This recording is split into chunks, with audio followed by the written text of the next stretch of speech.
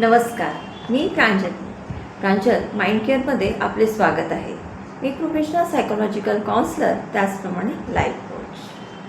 आज आपण नेहमी चिडचिड का करतो, आपल्याला एवढा राग का येतो.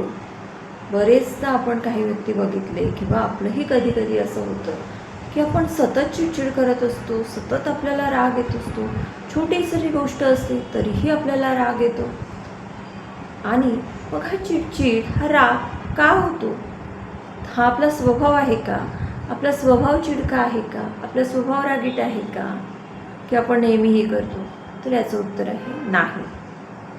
आपला स्वभाव किंवा मुळात आपण तसं नसतो. तर का असं होतं? तर आपल्या शरीरामध्ये कॉर्टिसॉल हार्मोन जेव्हा जास्त प्रमाणात सिक्रेट होतो त्यावेळेस आपण चिडचिड करायला लागतो आणि आपल्याला खूप राग यायला लागतो. कॉर्टिसॉल हार्मोन म्हणजे काय? तर कॉर्टिसॉल हार्मोन म्हणजे स्ट्रेस हार्मोन. जेव्हा आपल्याला खूप स्ट्रेस येतो, ज्यावेळेस कॉर्टिसॉल हार्मोन जास्त प्रमाणात सिक्रेट होतो, त्याची पातळी वाढते, तेव्हा आपल्याला स्ट्रेस येतो.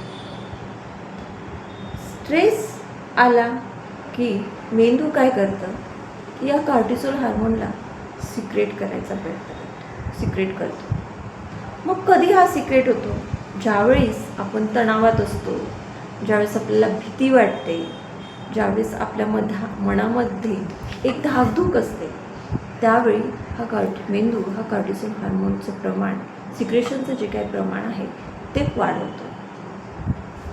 मग हे कॉर्टिसॉल हार्मोन वाढल्यावर आपल्याला जी चिडचिड, राग येतात. तर हे काय होतं? तर आपण दीर्घकाळी ताणतणावामध्ये असलो. बऱ्याच व्यक्तींचा ताणतणाव दिसत नाही.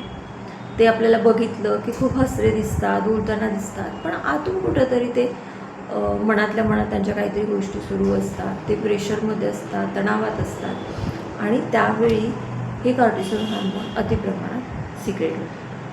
मग ज्यावेळी हे कॉर्टिसॉल हार्मोन प्रमाणात सिक्रेट होतो, तर मग त्याचा आपल्या शरीरावर काय परिणाम होतो हे आपण आज बघणार आहोत. तर आपलं जी बॉडी आहे, साधारणतः आपलं जे पोट आहे, ते आपल्या पोटाभोवती काय होतं की एक चरबी निर्माण होते, वजन वाढायला लागतं.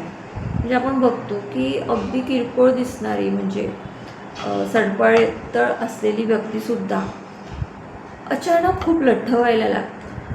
आपल्याला वाटतं की अरे छान, याची तब्येत सुधारते. तब्येत सुधारत नाही.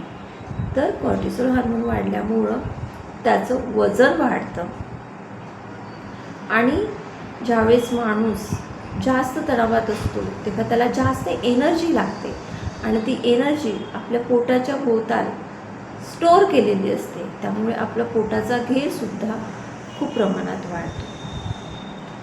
त्यानंतर दुसरं काय होतं? तर बरेच लोकांना झोप येत नाही, निद्रानाशाचा त्रास होतो आणि सकाळी उठल्यावर परत त्यांना असं वाटतं अरे मी तर झोपलेच नाही, मी तर किती दमले आहे, माझं तर काही झोपच झालेली नाही आहे.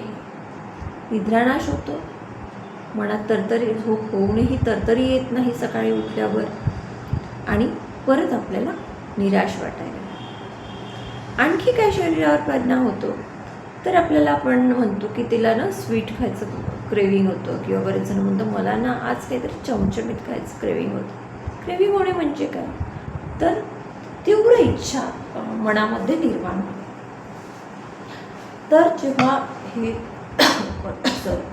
कॉर्टिसॉल हार्मोन्स इन्क्रीज होतात त्यावेळेस बऱ्याच लोकांना गोड खाण्याचं किंवा तळलेले पदार्थ खाण्याचं एक तीव्र इच्छा त्यांच्या मनात निर्माण होते. त्याचप्रमाणे बऱ्याच जणांची केस गळतात. ज्यावेळी हार्मोन्सचं प्रमाण वाढतं तर केस गळतीचं प्रमाणसुद्धा हे खूप होतं. पचनक्रिया मंदावते, डायजेस्टिव्ह सिस्टीम अगदी डाऊन होऊन जातं. खाल्लं की बऱ्याच जणांना असतं की थोडं जरी खाल्लं की टॉयलेट, थोडं जरी खाल्लं की टॉयलेट, म्हणजे डायजेस्टिव्ह सिस्टीम काय होते? पूर्णपणे मंदावल्या जाते. प्रतिकार क्षमता कमी होते. थोडं जरी कष्ट केलं, कष्ट म्हणजे खूप मोठे नाही, थोडं जरी बाहेर गेलं, काही केलं तर थकवा जाणवायला लागतो. थोडा जरी स्टुडंटच्या बाबतीत थोडा जरा त्यांनी स्टडी केला की त्यांना दमायला होतं. तर हे सगळं होतं त्या कॉर्टिसोल हार्मोनची जी काही पातळी आहे, जी काही त्याची लेवल आहे ती वाढल्यामुळे. आणि ती लेवल का वाढते, तर आपण कायम ताणतणावात राहिल्यामुळे. मग यासाठी आपण काही उपाय करू शकतो का? हो, नक्कीच आपण यासाठी काही उपाय करू शकतो. जसं की रोज 7 ते 8 तास झोपणे. आता आपण म्हटलं की मला झोपच येत नाही, पण प्रयत्न करा की आपल्याला 7 ते 8 तास चांगली झोप घेण्याचा प्रयत्न करणे आपल्या हाती आहे. त्यानंतर प्रोबायोटिक जे फूड आहे, ताक आहे, दही आहे, दूध आहे, याचं सेवन वाढवा. जी आपली संत्री आहे, मोसंबी आहे, लिंबू आहे, तर याचं प्रमाणसुद्धा वाढवणं खूप गरजेचं आहे. कारण हे जे फूड आहे, हे जे फ्रूट्स आहे की मोसंबी, संत्री आणि लिंबू वगैरे, तर हे काय करतं, कॉर्टिसोलची पातळी कमी करण्यास खूप मदत करतं. त्यामुळे याचे ज्यूसेस घेणं, हे फ्रूट्स खाणं हे खूप अत्यावश्यक आहे. त्यामुळे जर तुम्ही ताणतणाव कमी केला तर हळूहळू तुमचं कॉर्टिसोलसुद्धा नियंत्रित होतं.